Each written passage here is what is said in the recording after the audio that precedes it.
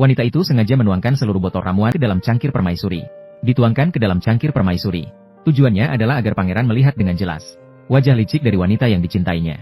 Gadis yang penuh akal dan tidak menyadari. Membayangkan berhubungan intim dengan pangeran. Saudara Jing. Tabib mengatakan bahwa tubuhku sudah pulih. Lebih baik. Malam ini biarkan aku melayanimu. Melihat bibir yang tidak malu itu hampir mencium. Pada saat yang krusial, pelayan segera memotong dan mengatakan bahwa permaisuri sampingan tiba-tiba sakit perut. Darah besar yang tidak bisa berhenti mengalir dari bagian bawah. Begitu mendengar, pangeran langsung panik. Tidak sabar ingin melihat wanita itu. Namun, gadis penuh akal itu berkata apapun untuk tidak membiarkannya pergi. Namun, dia masih meremehkan wanita itu. Posisi dalam hati pangeran. Pangeran yang panik sama sekali tidak peduli dengan perasaan gadis penuh akal itu. Setelah melepaskan tangannya dengan kejam, dia pergi tanpa menoleh. Pada saat itu, wanita Sinjin tiba-tiba merasakan pusing dan mual. Ketika dia menyadari, seluruh tubuhnya sudah panas.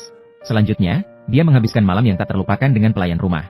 Dan alasan wanita itu merencanakan sang permaisuri adalah, semua itu demi melindungi anak yang ada di dalam perutnya. Ternyata wanita licik itu secara tidak sengaja mendengar dari pelayan. Dia mengetahui bahwa wanita itu hamil dengan anak sang pangeran. Dia yang cemburu, tentu saja tidak akan membiarkan siapapun mengancam posisi permaisuri sahnya. Segera memanggil dukun. Aku pasti akan membuat Xiao Yingren mengalami keguguran. Nyonya, saya sudah menambahkan satu bahan tanpa warna dan rasa ke dalam 2 salep berharga ini. Saya menambahkan satu bahan yang tidak berwarna dan tidak berasa. Jika kedua ini dikonsumsi terpisah, tidak berbahaya. Tapi jika dikonsumsi bersama, akan membentuk racun kronis. Dalam jangka panjang, ini akan menyebabkan wanita itu merasakan sakit perut dan dingin. Mengalami pendarahan di bagian bawah. Tidak bisa hamil. Kemudian, wanita licik itu dengan hipokrit mengundang wanita itu untuk makan kue.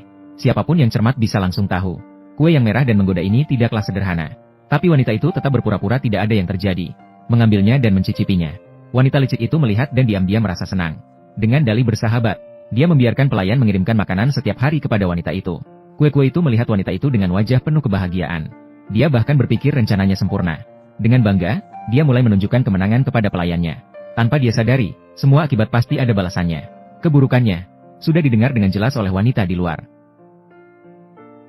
Nyonya, kamu tahu dengan jelas, 2 piring kue yang dikirim oleh permaisuri. Ada masalah. Mengapa sudah dimakan selama lebih dari 10 hari berturut-turut? Tidak masuk ke sarang harimau. Bagaimana bisa mendapatkan anak harimau? Aku tahu batasanku. Pergilah, pangeran telah tiba. Nyonya, pangeran telah datang. Beritahu dia, aku sudah beristirahat. Apakah kamu tahu menipu aku? Itu adalah kejahatan terhadap raja.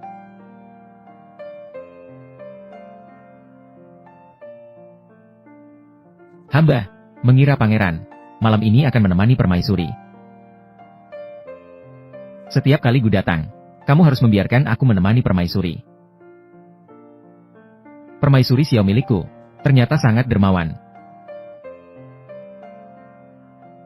Jika demikian, aku ke depannya tidak akan datang lagi ke istana Chaohua.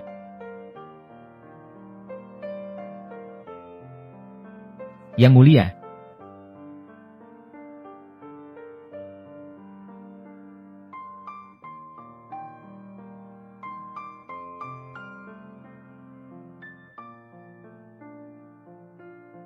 bukankah kamu yang menyuruhku pergi? Kenapa kamu menangis? Di dunia ini, di mana wanita itu yang bersedia mendorong suaminya keluar?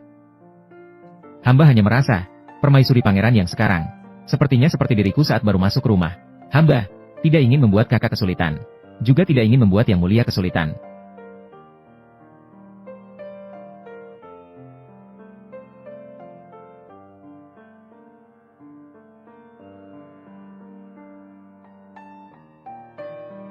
Aku tahu, kamu masuk ke istana pangeran, bukanlah keinginanmu. Tapi aku tidak bisa berbuat apa-apa padamu.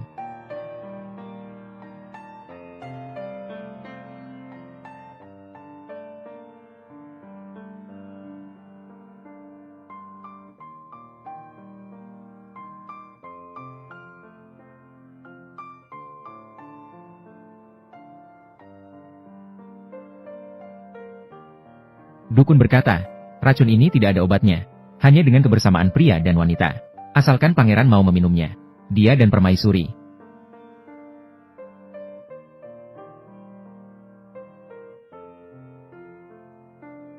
Permaisuri, Bibi Xiangling berkata, pergi memanggil pangeran. Dia meminta hamba mengantarkan 2 gelas anggur ini. Bibi Xiangling berkata, gelas merah adalah milik permaisuri. Cangkir biru adalah milik pangeran.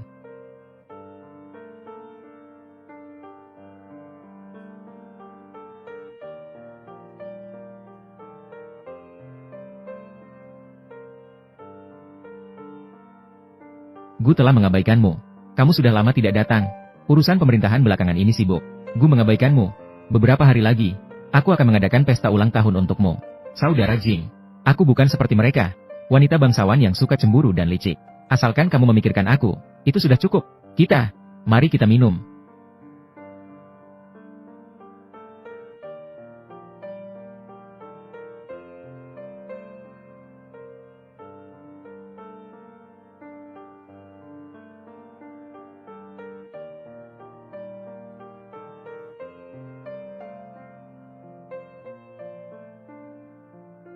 Saudara Jing, tabib mengatakan, tubuhku sudah pulih. Bagaimana kalau malam ini biar aku yang melayani kamu?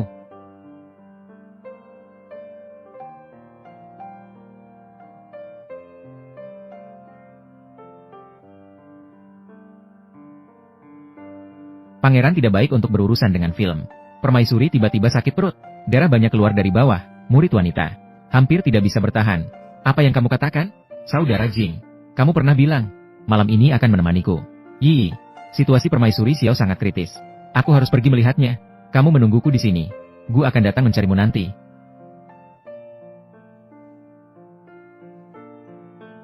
Saudara Jing.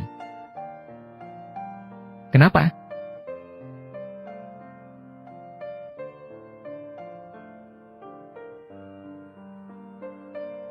Apa yang salah denganku? Xiangling. Xiangling.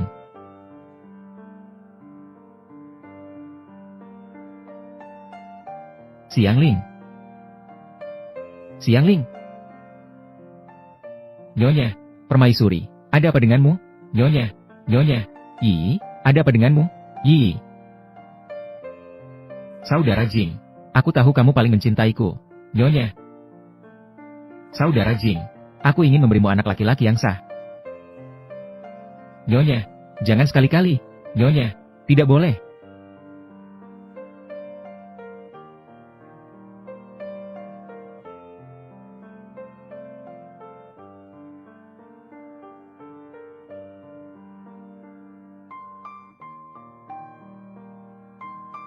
Tabib, apa yang sebenarnya terjadi pada permaisuri Xiao?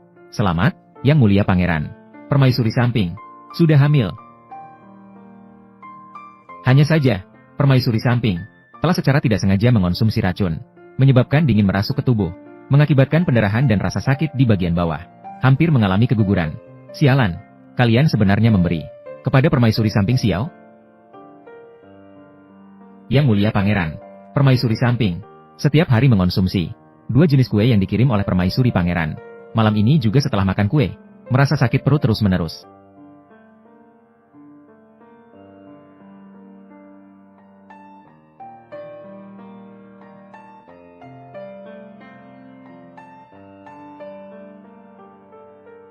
Yang Mulia Pangeran, 2 jenis kue ini, makan sendiri tidak masalah. Jika kedua jenis dimakan bersama, maka akan menghasilkan racun. Permaisuri Sampingan mengalami sakit perut dan berdarah. Itulah sebabnya. Yang Mulia Pangeran, permaisuri Pangeran ingin membunuh permaisuri Sampingan kita.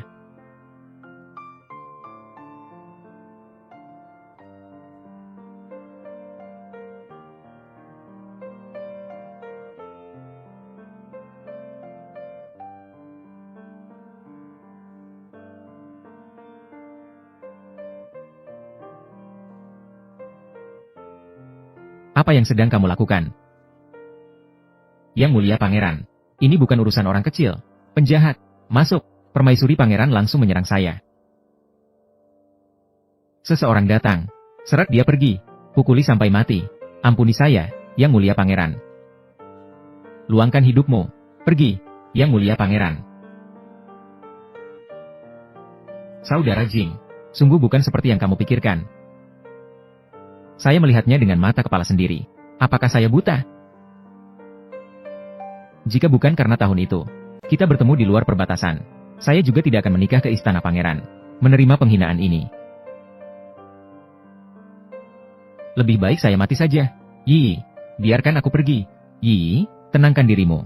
Biarkan aku pergi.